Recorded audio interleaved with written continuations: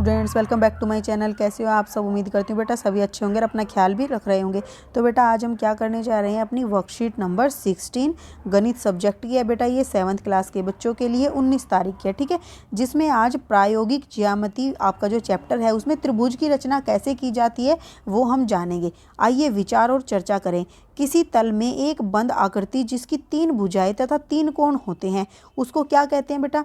देखो, एक बंद आकृति है और उसके 3 कोणे हैं और 3 ही उसकी भुजाएं हैं, तो उसको क्या बोला जाता है? त्रिभुज। अब एक त्रिभुज के 3 अंतःकोणों का योग कितना होता है बेटा? तो एक त्रिभुज के अंतःकोणों का योग होता है 180, ठीक है। रिक्त स्थान भरिए। त्रिभुज के किन्हीं 2 भुजाओं की लंबाई का योग तीसरी भुजा की लंबाई से डैश होता है, तो क्या होता है बेटा? अधिक होता है। या पढ़ चुके हो। अब बेटा देखो, 4th क्वेश्चन क्या है? भुजाओं और कोणों के आधार पर त्रिभुज का वर्गीकरण लिखिए। तो बेटा देखो, भुजाओं के आधार पर क्या होता है? आप लिखोगे भुजाओं के आधार पर त्रिभुज का वर्गीकरण, ठीक है। क्या होता है बेटा? एक तो क्या होती है? समबाहु। समबाहु क्या होती है? जिसकी तीनों भुजाएं बराबर होती हैं।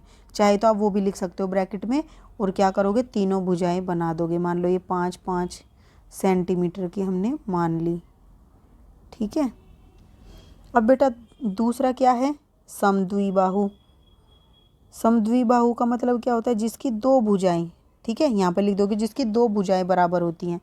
तो उसमें क्या करोगे? 2 भुजाएं बराबर दिखा दोगे। यहाँ 5 सेंटीमीटर 5 सेंटीमीटर और ये 4 सेंटीमीटर दिखा दो, ठीक है। तीसरा क्या होता है बेटा? विषमबाहु। अब इसमें क्या होता है?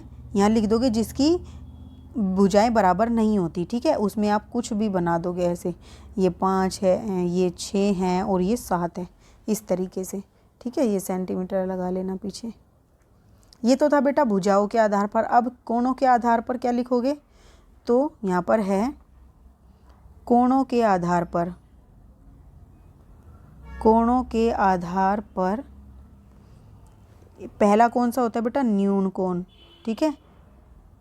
न्यून कोण का मतलब क्या है? इसमें ब्रैकेट में लिख सकते हो, जिसमें क्या होता है? कोण जो है 90 से कम होता है, ठीक है। क्या होता है? 90 से कम होते हैं, ये लिख देना।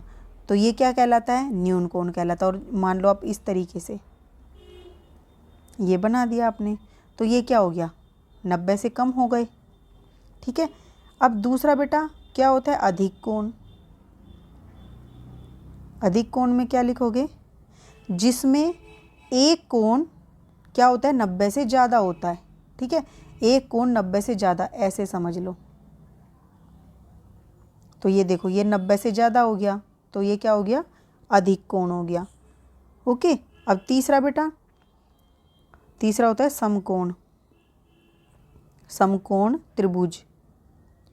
इसमें क्या होता है? जिसमें एक कोण 90 डिग्री का होता है, ये, ठीक है, इस तरीके से। तो ये 90 डिग्री का हो गया। तो देखो, न्यून कोण जिसमें क्या होता है? कोण 90 से कम होते हैं, ठीक है, सारे कोण। और अधिक जिसमें एक कोण 90 से अधिक होता है, और इसमें जिसमें एक कोण 90 का होता है या 90 के बराबर होता है, तो ये होता है। तो ये था वर्गीकरण। अब बेटा देखो नेक्स्ट क्या है? आओ सीखे कि दिए गए मापों से त्रिभुज कैसे बनाया जाता है। हमें याद रखना चाहिए कि कोई 3 भाग ज्ञात होने पर एक त्रिभुज को विशिष्ट रूप से निर्धारित किया जा सकता है। तो माप के निम्नलिखित सेटों में से किसी एक को दिए जाने पर त्रिभुज की रचना की जा सकती है। तो देखो बेटा, कोई 3 भाग ज्ञात होने पर त्रिभुज को विशिष्ट रूप से निर्धारित किया जा सकता है। कोई भी 3 भाग हमें त्रिभुज के पता चल जाए, कोण पता चल जाए, भुजाएं पता चल जाए, तो माप के निम्नलिखित सेटों में से किसी एक की सहायता से हम त्रिभुज बना सकते हैं। यानी कि तीनों भुजा पता चल जाए, या 2 भुजा पता चल जाए और उनके बीच का एक कोण पता चल जाए, या फिर 2 कोण पता चल जाए और उनके बीच की एक भुजा पता चल जाए, ठीक है। देखो ऐसे, या तो तीनों भुजा पता चल जाए कि ये कितनी सेंटीमीटर, ये कितनी सेंटीमीटर, या फिर हमें 2 भुजा पता चल जाए और उनके बीच का कोण, या फिर हमें क्या हो बेटा? 2 कोण पता चल जाए और उनके बीच की भुजा का पता चल जाए, तो हम ये ज्ञात कर सकते हैं, ठीक है। फिर समकोण त्रिभुज में कर्ण और एक भुजा, या फिर समकोण त्रिभुज जो होता है बेटा, उसमें पता हमें ये तो 90 डिग्री का होता ही है, बस हमें क्या पता चल जाए? उसके कर्ण का पता चल जाए और एक भुजा का तो दूसरी हम पता लगा लेंगे, ठीक है। तो इस तरीके से हमें कुछ भी मिल जाए, उनको बोला क्या जाता है बेटा, देखो इसको बोला जाता है ट्रिपल एस, और इसको बोला जाता है SAS, और इसको ASA, और इसको RHS, ठीक है। अब बेटा दूसरा देखो, दिए गए माप के साथ एक त्रिभुज की रचना करने के लिए हमें पहले एक रफ स्केच बनाना चाहिए। दूसरा बेटा हमें एक दिमाग में अपनी आकृति बना लेनी चाहिए रफ, कि हाँ कुछ इस तरीके का ये दिखेगा हमें। तो देखो उदाहरण से समझते हैं बेटा इसको हम। तो यहाँ पर आपको दिया गया है, आइए इसको उदाहरण की मदद से सीखते हैं। जब तीनों भुजाओं की लंबाई ज्ञात हो, यानी कि 3 भुजा बताएं, तो हमें 3 S यानी कि साइड कसौटी का यूज कर सकते हैं।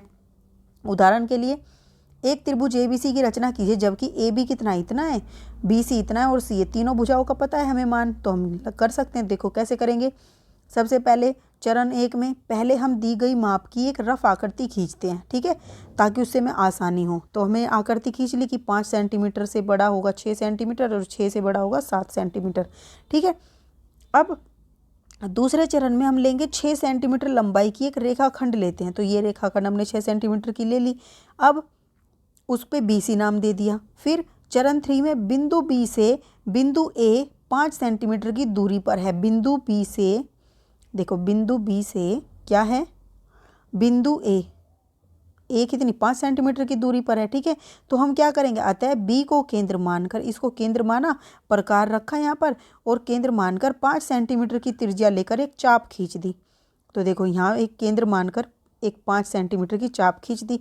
अब चरण 4 में क्या करेंगे, C से, ये C है ना बेटा, C से बिंदु A 7 सेंटीमीटर की दूरी पर है, और हम चेक करेंगे बेटा, जब हम स्केल से चेक करेंगे तो ये इससे 7 सेंटीमीटर की दूरी पर है, हमें पता है। देखो अभी चेक नहीं करेंगे, अभी हमें ये समझना है कि ये क्या है, 5 सेंटीमीटर की दूरी पर है।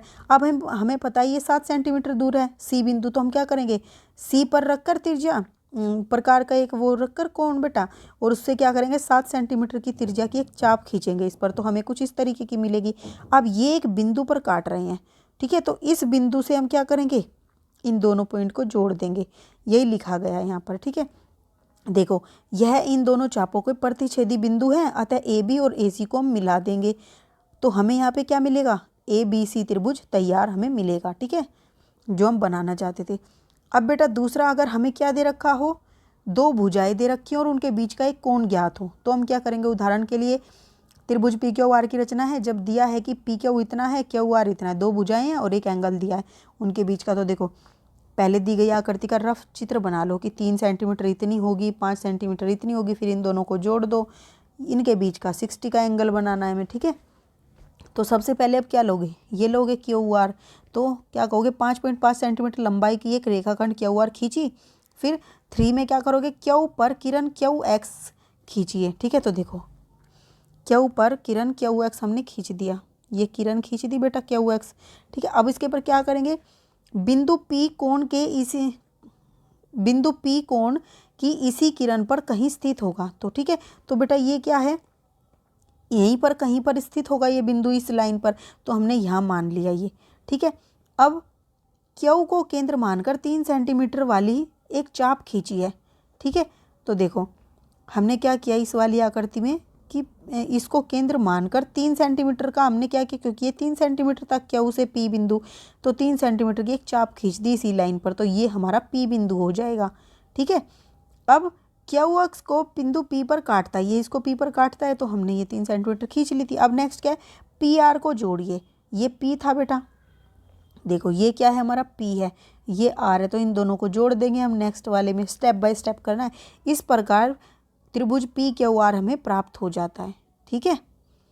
अब बेटा देखो इसके क्वेश्चन आंसर करते, तो सबसे पहला क्या है, समबाहु त्रिभुज की रचना करो जिसकी भुजा ये है, यानी कि इसकी तीनों भुजाओं का मान ये, हम यहाँ पर कौन सी SS कसौटी का प्रयोग करेंगे। तो देखो बेटा क्या करेंगे, इसमें हम सबसे पहले दिया क्या है, समबाहु त्रिभुज की भुजा दी है, चरण 1 में करोगे, दी गई माप का एक रफ आकृति बना लोगे, तो कुछ इस तरीके की दिखेगी वो, ठीक है। अब उसके बाद 5.5 सेंटीमीटर लंबाई का एक रेखाखंड BC खींचा, तो हमने ये BC खींच लिया, ठीक है। उसके बाद क्या करोगे, बिंदु B से बिंदु A 5.5 सेंटीमीटर की दूरी पर है, अतः B को केंद्र मानकर 5.5 सेंटीमीटर की त्रिज्या लेकर एक चाप खींची, ठीक है। तो बेटा क्या करेंगे, देखो तो 5.5 सेंटीमीटर की एक चाप खींच ली यहाँ पर हमने, ठीक है। यहाँ से बी को केंद्र मानकर अब बिंदु सी बिंदु ए से 5.5 सेंटीमीटर दूर है, तो इधर भी एक केंद्र मानकर इधर एक चाप खींच ली, ठीक है। फिर यह इन दोनों बिंदु का प्रतिच्छेदी बिंदु है ये, तो अब इस पर क्या करेंगे, दोनों तरफ से इनको मिला देंगे। तो ए बी और ए सी को जोड़ा, ए बी को और ए सी को जोड़ दिया, तो त्रिभुज ए बी सी एक समबाहु त्रिभुज प्राप्त होता है हमें, ठीक है। ये आपका फर्स्ट क्वेश्चन था। अब बेटा देखो सेकंड क्वेश्चन क्या है। सेकंड क्वेश्चन में दिया है कि त्रिभुज ए बी सी की रचना करें जबकि ए बी ये है, बी सी ये है और एंगल ये है।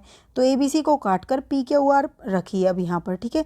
तो आप क्या देखते हैं, तो देखो बेटा इसको कैसे करेंगे हम। तो सबसे पहले बेटा देखो आप क्या करोगे, एक रेखा बी सी 5 सेंटीमीटर की खींचोगे, खींच लिया आपने। उसके बाद क्या करोगे, बी पर बी सी के साथ 60 डिग्री का कोण बनाते हुए बी एक्स खींचेंगे। 60 डिग्री का कोण बना लिया पहले यहाँ से, ठीक है। तो यहाँ काटता है ये, तो इसको अब क्या करेंगे, इस लाइन को एक खींच लेंगे, खींच ली।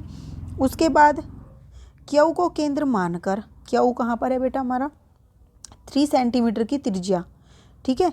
एक चाप लगाएंगे जो बी एक्स को ए पर काटते हैं, बी को केंद्र मानकर बेटा, ये क्यू लिखा हुआ है, आप यहाँ पर बी लिखोगे। बी को केंद्र मानकर 3 सेंटीमीटर की यहाँ पर एक चाप लगा दी, ठीक है। तो बी एक्स ए पर काटती है, जो बी एक्स को ए पर काटती है। फिर हमने क्या किया, ए सी को मिलाया, ये ए सी है, इसको मिला दिया।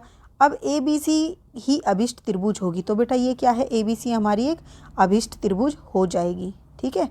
जो हमें चाहिए थी वो उसको बोला जाता है अभिष्ट। हम देखते हैं कि ए बी सी, अब क्या बोला गया बेटा कि हमारा जो ए बी सी था उसकी जगह पर हम पी क्यू आर समरूप रख दें, ठीक है। हमने मान लो यहाँ पर पी क्यू आर ऐसे रख दिया, तो त्रिभुज ए बी सी जो ऊपर थी या फिर यही है, अब हमने क्या किया, सेम टू सेम इसका यहाँ पर क्या रख दिया, पी क्यू आर। तो ये दोनों एक दूसरे के समरूप हैं। यदि एक त्रिभुज की दो भुजाएं और एक कोण दूसरे त्रिभुज की संगत भुजा और संगत कोण के बराबर होता है, संगत मतलब ये वाली इसके बराबर, ये वाली इधर वाली के बराबर और नीचे वाली के बराबर, ठीक है, और इधर वाला कोण इसके बराबर है, तो त्रिभुज सर्वांगसम होंगे। इसको हम बोलते हैं SAS सर्वांगसम का नियम, ठीक है। तो इस तरीके से हम आगे करेंगे बेटा इससे रिलेटेड क्वेश्चन। तो उम्मीद करती हूँ आपको ये समझ आई होगी बेटा वर्कशीट। अपना नेक्स्ट टॉपिक जो हम अपनी नेक्स्ट वर्कशीट में करेंगे, तब तक के लिए ऐसे हंसते रहिए, मुस्कुराते रहिए, पढ़ते रहिए और आगे बढ़ते रहिए। Thank you.